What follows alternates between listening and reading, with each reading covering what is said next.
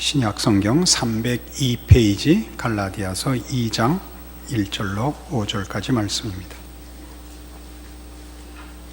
14년 후에 내가 바나바와 함께 디도를 데리고 다시 예루살렘에 올라갔나니 올라가 내가 이방 가운데서 전파하는 복음을 그들에게 제시하되 유력한 자들에게 사사로이 한 것은 내가 다름질하는 것이나 다름질한 것이 헛되지 않게 하려 함이라. 그러나 나와 함께 있는 헬라인 디도까지도 억지로 할례를 받게 하지 아니하였으니 이는 가만히 들어온 거짓 형제들 때문이라. 그들이 가만히 들어온 것은 그리스도 예수 안에서 우리가 가진 자유를 엿보고 우리를 종으로 삼고자 함이로되 그들에게 우리가 한시도 복종하지 아니하였으니 이는 복음의 진리가 항상 너희 가운데 있게 하려 함이라. 이 본문을 이렇게 함께 읽으면 그렇게 얼른 이해가 가지 않는 내용일 것입니다. 우리는 지금 갈라디아서가 갈라디아 교회에 있는 아주 중요한 문제, 즉 복음이 은혜로 말미암았느냐 어떤 조건과 자격으로 말미암은 것이냐라는 문제를 사도 바울이 지적하고 질책하고 경계하는, 그리고 심하게 꾸짖는 그 내용 속에 초대받고 있습니다. 신자들의 신앙생활은 어떤 조건을 만족시키기 위하여, 자격을 만족시키기 위하여 있는 것이 아니라 허락된 은혜를 자유로운 그 권리로 책임지는 자이라 이렇게 얘기합니다. 신앙생활이 신자의 자격과 조건이 되는 것이 아니라 받은 바 은혜가 자유로운 책임을 지게 한다 하는 문제입니다. 둘의 차이가 얼마나 중요한 것인지, 어떻게 다른 것인지는 신앙생활을 해 나가 보면 분명해집니다. 그리고 오늘 내용을 살피면 분명해질 것입니다. 사도 바울은 바나바와 함께 디도를 데리고 예루살렘에 올라갔는데 디도를 억지로 할례받게 하지 않았다라는 것이 골자입니다. 그 이유는 4절에 있는 바와 같이 거짓 형제들의 기만, 왜곡을 막기 위해서라. 그리고 저들의 시험과 유혹 앞에 우리가 가진 신앙의 진리됨을 내가 사수하기 위하여 그리 했노라 라고 얘기하면서 저들이 우리의 자유를 엿보고 우리를 억지로 종이 되게 하려 하였다 그럽니다.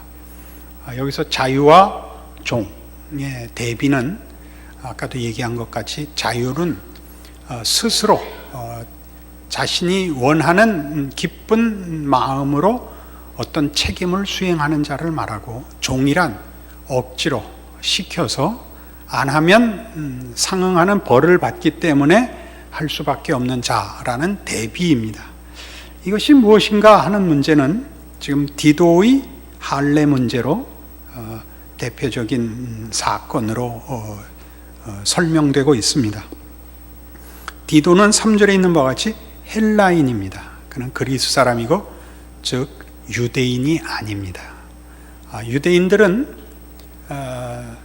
하나님의 백성이 되기 위한 조건이 이스라엘이라는 하나님이 선택한 민족이어야 됐지만, 그 민족으로 태어난다 할지라도 할례를 받지 않으면 안 됐었습니다. 할례를 받는다는 것은 하나님의 백성이라는 중요한 의무였고 자격이었고 조건이었습니다.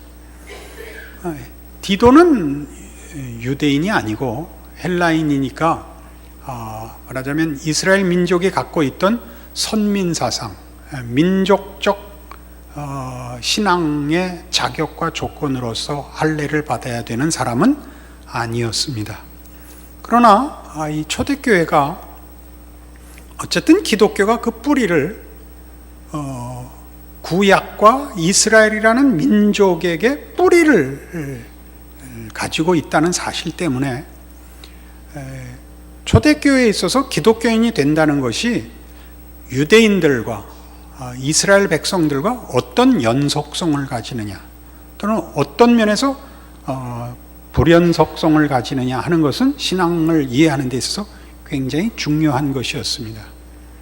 구약의 이스라엘 백성들에게도 할례를 받는다든가 율법을 지킨다는 것은 사실은 자격과 조건으로 요청된 것이 아니라 제사장 나라로 부름을 받았기 때문에 허락된 또는 요구된이라고 얘기해도 좋습니다마는 영광된 직무였습니다. 자격을 만드는 것이 아니라 그들에겐 하나님이 더 가깝게 당신을 나타내셨고 거룩함에 대해서 가르치셨기 때문에 저들이 그 직무를, 그 영광된 임무를 수행할 수 있었던 것입니다. 저들에겐 그것이 복된 은혜였던 것이지요. 그러나 우리가 잘 아는 대로 이스라엘은 이 문제를 이방과 자신들을 차별화하는 데는 썼어도, 그러니까 자기네들의 우월한 조건으로, 자격으로 이해를 했지 그걸 은혜로 이해하지 못하는 바람에 메시아가 당신의 백성을 구원하기 위하여 죽으러 왔다는 사실을 끝까지 인정하지 않았습니다. 이게 지금 그 문제와 연속성을 가지는 겁니다. 그러니까 디도를 억지로 할례받게 하지 않았다라는 것은 하나님의 백성이 되는 것은 할례라는 조건에 있는 것이 아니다.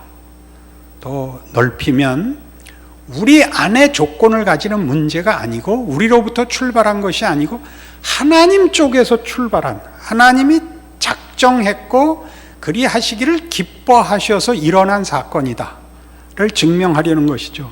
이 문제는 이것과 연결해 보십시오. 사도행전 16장에 가시면 이것과 다른, 이건 무슨, 왜 사도 바울이 여기서는 이렇게 했는가 하는 문제가 하나 나오는데,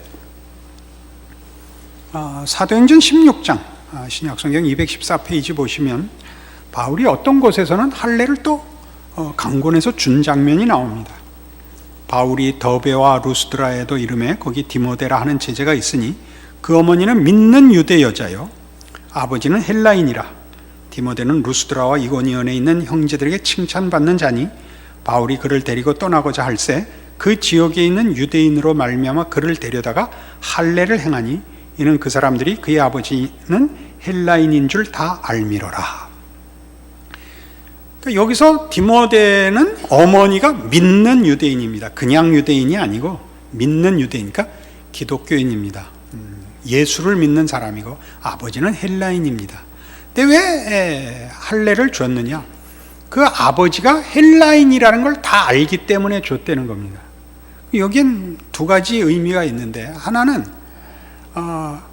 그가 예수를 믿는다 하는 것이 유대인들로부터 그 뿌리를 가진 하나님이 당신을 나타내시고 저들에게 약속을 주시고 저들에게 하나님으로 당신을 보이신 연속선상에서 볼 때 유대인들과 쓸데없는 마찰을 피하기 위하여 라는 말이 하나 되고, 또 하나는 그 아버지가 헬라인이기 때문에 저 디모데에게 준 할례는 민족적 자격과 조건을 만드는 것으로는 유효한 것이 아니라는 것을 확인시키기 위하여 그래서 이 할례를 줬다는 것이죠.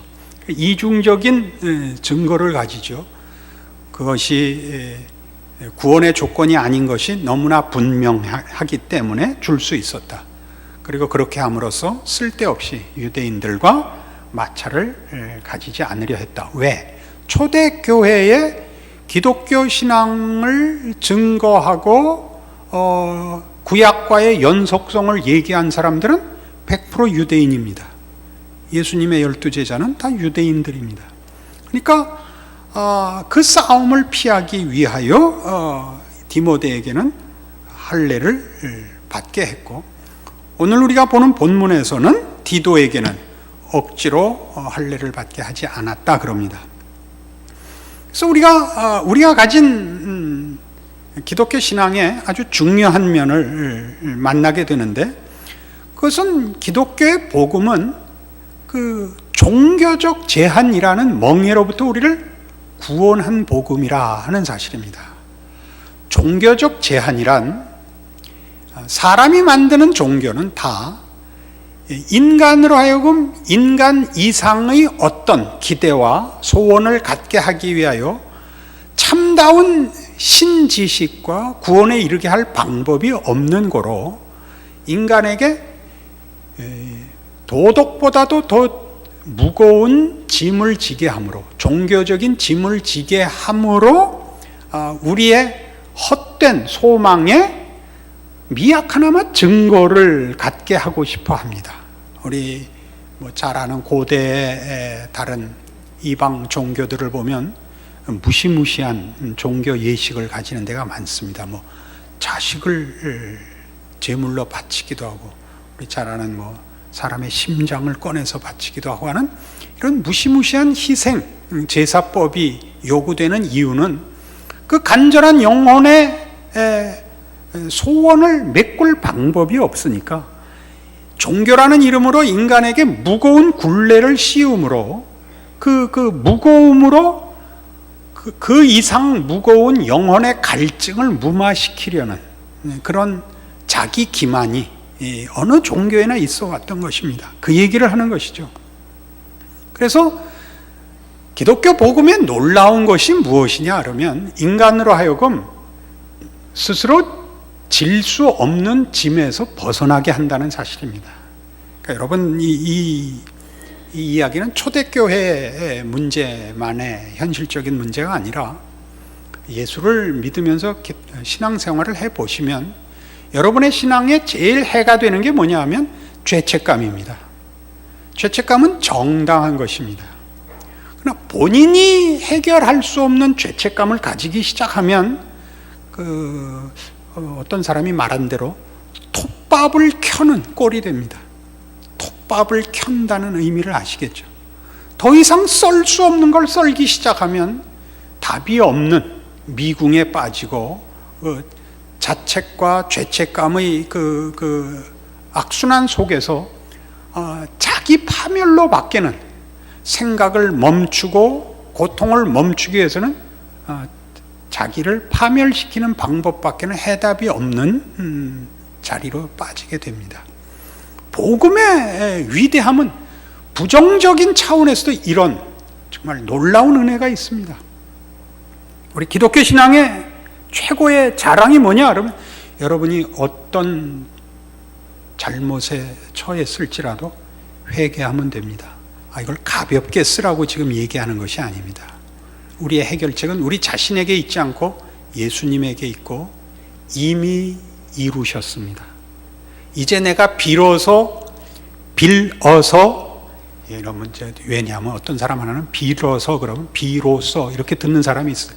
빌어서 이제 합의를 보는 사항이 아니고, 이미 우리를 향하여 가지신 사랑과 은혜를 십자가에서 이미 이루신 약속 속에서 허락된 회개요, 용서요, 기도인 것이기 때문에 기독교 신앙의 복음됨은 참으로 부정적이고 소극적인 면에서도 놀라운 것입니다.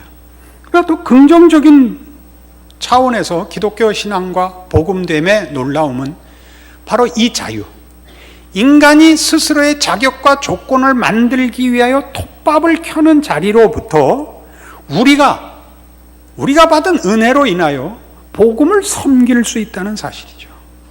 우리는 사실 자기 하나를 섬길 실력도 없는데, 자기의 죄책을 가리고 자기의 자책을 벗어날 실력이 없는데, 하나님이 허락하신 구원과 이 신비한 능력을 섬길 수 있다는 사실입니다. 참으로 놀랍습니다. 고린도전서 9장으로 가시죠. 9장 19절. 내가 모든 사람에게서 자유로우나 스스로 모든 사람에게 종이 된 것은 더 많은 사람을 얻고자 함이라.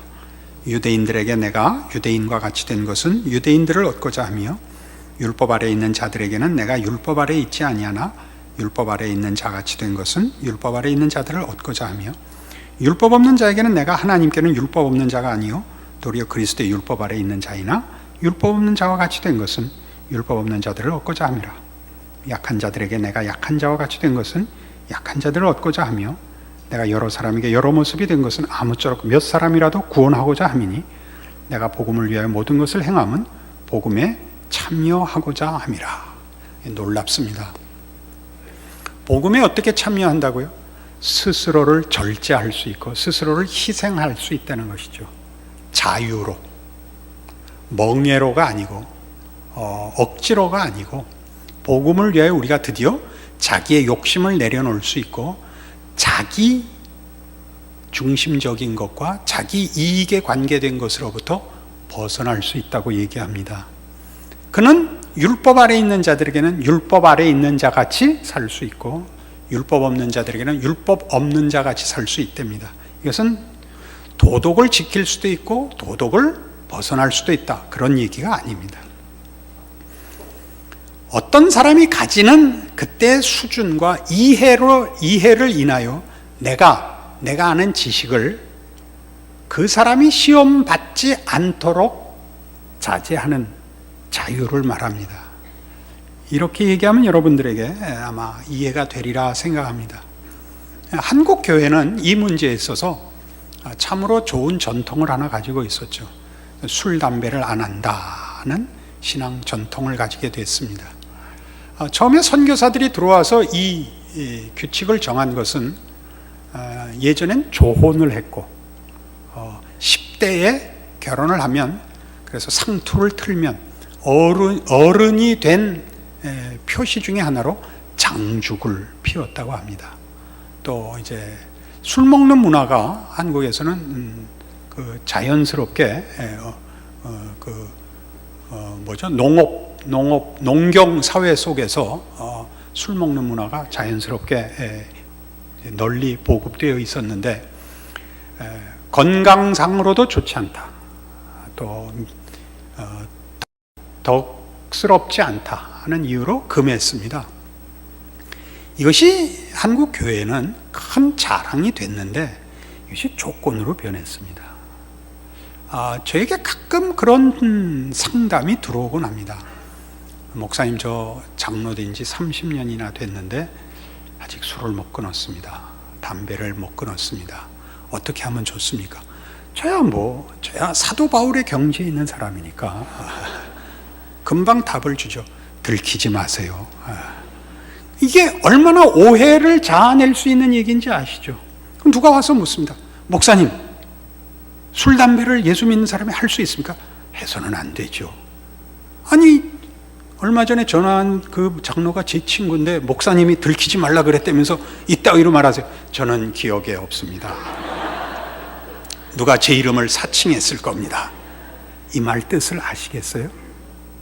우리는 자기 수준만큼 기독교의 자유를 누리기도 하고 그 자유를 스스로의 책임으로 이해하기도 하고 그렇습니다. 부정적인 차원에서 책임으로 이해해서 난 예수 믿게 됐으니까 술, 담배를 안 한다. 나는 예수 믿게 됐으니까 이런저런 것은 꼭 지킨다. 이렇게 소극적으로 가진다고 해서 그 사람의 신앙이 나쁘다고 결단코 얘기할 수 없습니다. 그건 좋은 것입니다. 그러나 더 나아가 보면 그렇게 자기를 확인시키는 범위 내에서 기독교 신앙이 쓰여지는 것이 아니라 이제 상대방과의 문제가 된다는 사실이죠. 사도 바울은 이 문제에 대하여 고린도전서 10장 31절 이하에 이와 같이 얘기합니다.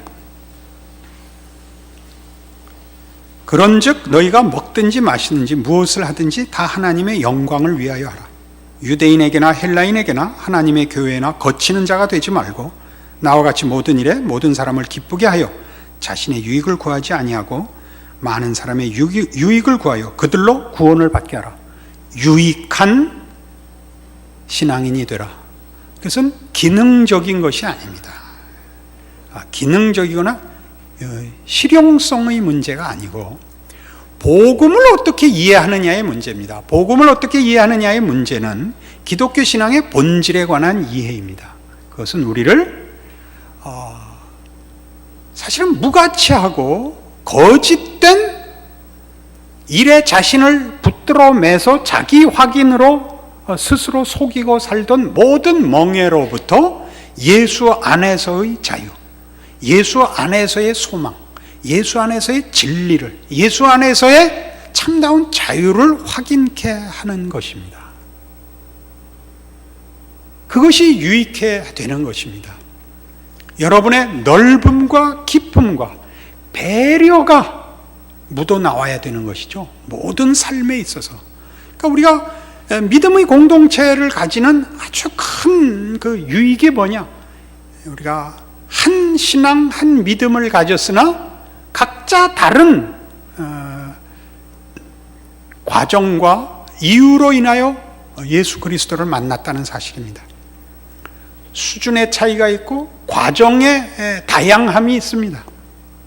거기서 우리는 그 각자가 같은 신앙과 같은 은혜 속에서 한 믿음을 갖고 있으나 어떤 부분에서 그 견해와 그때 판단이 일치하지 않는 일들을 늘 만납니다. 그때 어떻게 돼야 하느냐 이거죠. 유익하게 굴어라 이겁니다. 유익하게 굴어라. 굉장히 어렵죠. 어떻게 유익해야 되느냐? 여기인 대로 내가 내 자유를 그런 때는 반납한다. 내가 그때는 내 자유를, 내 권리를 감춘다. 그래서 먹든지 마시든지 무엇을 하든지 다 하나님의 영광을 위하여 하라 인 것입니다. 그렇게 간단한 하나님의 영광, 간단한 신앙 충성 이렇게 얘기할 수 없는 깊은 이해를 필요로 하는 성경의 요구입니다. 그래서 우리는 지금 우리에게 허락된 복음이 가지는 그 약속들, 또 우리를 헛된 멍에로부터 자유케 하여 이제 적극적으로 자유로운 지위에서 복음을 위하여 살게 된 우리의 인생, 신자된 삶이라는 것을 이해하고 적극적으로 자신을 바칠 줄 알아야 됩니다. 로마서 6장에 이렇게 사도 바울이 소개하고 있습니다.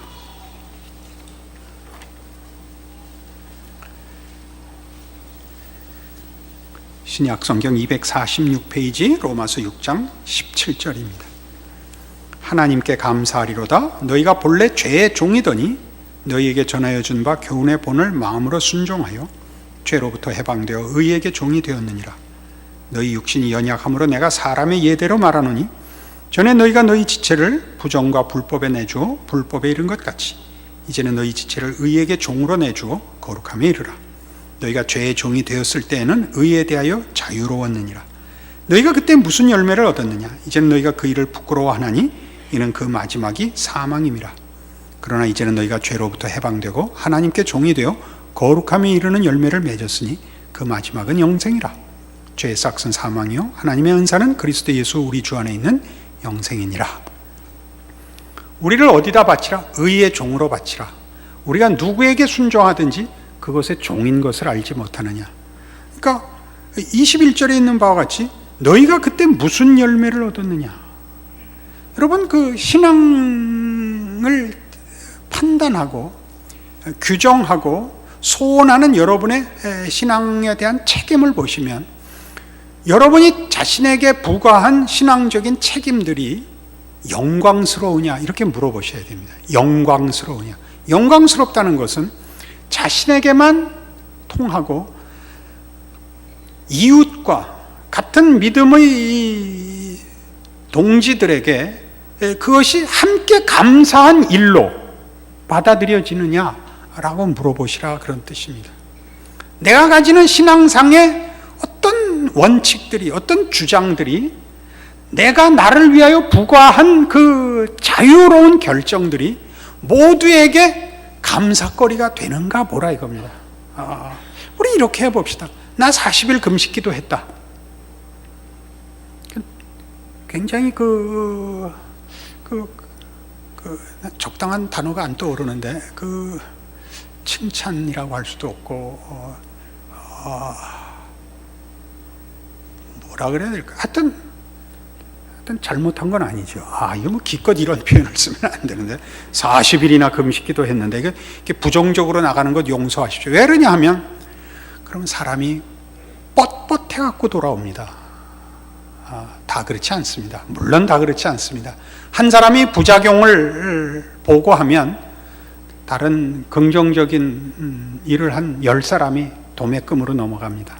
그러나 그 문제는 사실 우리에게 언제나 일어납니다.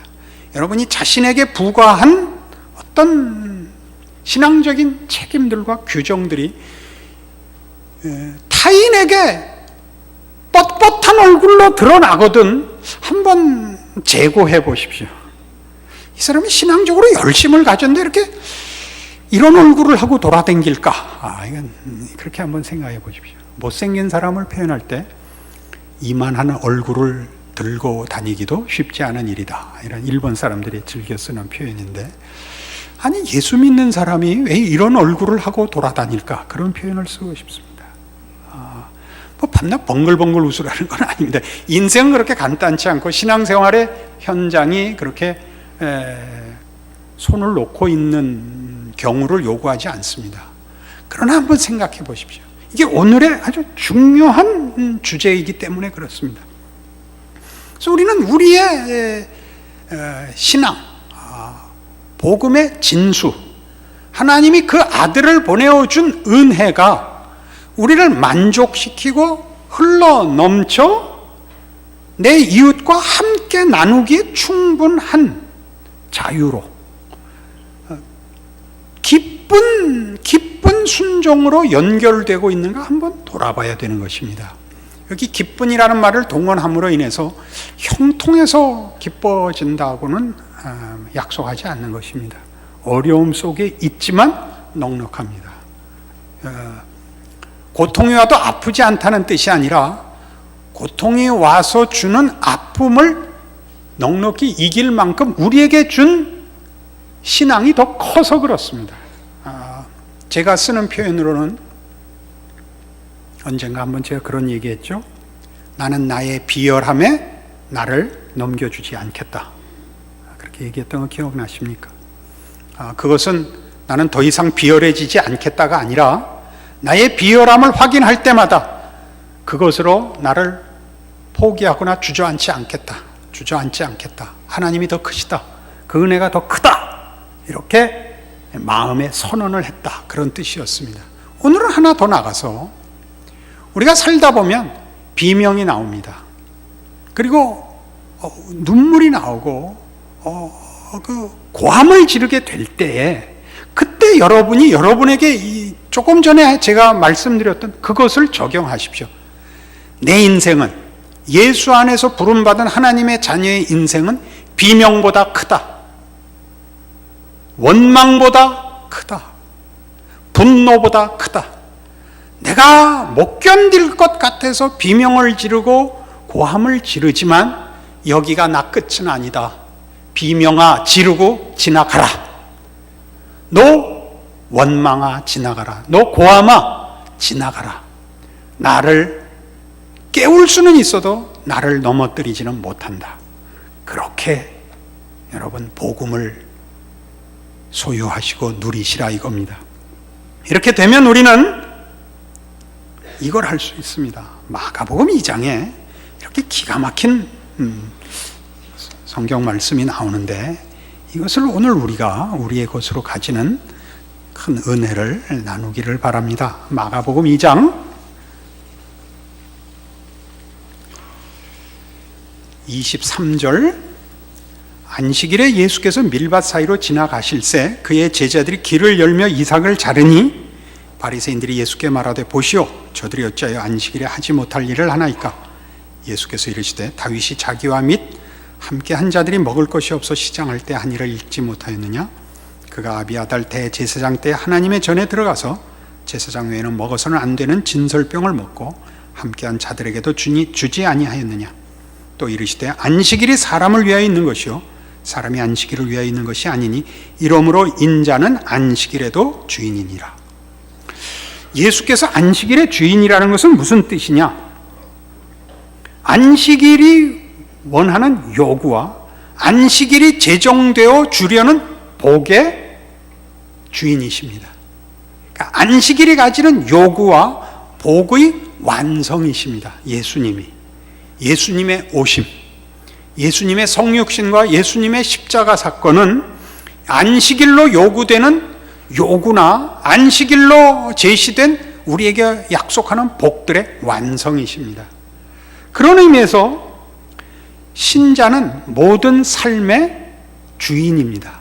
주인이라는 말은 물론 조금 과장된 표현입니다. 증인이라, 복된 증인이라 그래야 맞지만 두 개를 비교하여 잇기 위해서, 연속성을 강조하기 위해서 신자는 모든 삶의 주인이라 그렇게 오늘 표현하고 싶습니다. 그것은 삶의 모든 고난과 의미가 신자 안에서 그 승리와 그 완성을 보기 때문입니다. 그게 우리입니다. 아까 얘기했죠? 비명아 너 고함 지르고 물러가라. 그렇게 얘기할 수 있는 삶의 모든 정황과 모든 경우에 대하여 신자만이, 하나님의 백성만이 그 삶에 대하여 올바른 답을 제시하고 올바른 은혜를 나누어 줄 수 있는 주인입니다. 그것이 여러분인 줄 아셔야 됩니다. 그래서 여러분의 삶에 신앙이라는 것이 어떻게 이해되고 어떻게 쓰여야 되는지 여러분 자신을 위하여, 그리고 여러분으로 인하여 증거되고 나누어야 할, 기꺼이 우리를 희생해서라도 나누어야 할 우리의 신자된 진정한 의미와 가치들과 약속된 은혜들을 나누는 삶이 되기 위하여 오늘의 말씀 기억하시기 바랍니다. 기도하십시다. 하나님 아버지 은혜를 감사합니다. 하나님의 자녀로 산다는 것은 위대한 일입니다. 그것은 우리를 위하여 그 아들을 보내신 하나님의 신비며 우리를 위하여 기꺼이 십자가를 지신 하나님의 위대하심의 당연한 결과입니다. 이 삶을 살고 있는가 묻게 하옵소서. 그리고 그렇게 살겠노라고 주 앞에 기도하고 약속하게 하옵소서. 그리고 그 일을 위하여 기도하고 노력하게 하옵소서. 그리하여 우리가 사는 시대와 내가 만나는 이웃들 앞에서는 우리의 신자 된 것이 자랑과 영광으로 전달되게 하시옵소서. 예수님 이름으로 기도합니다.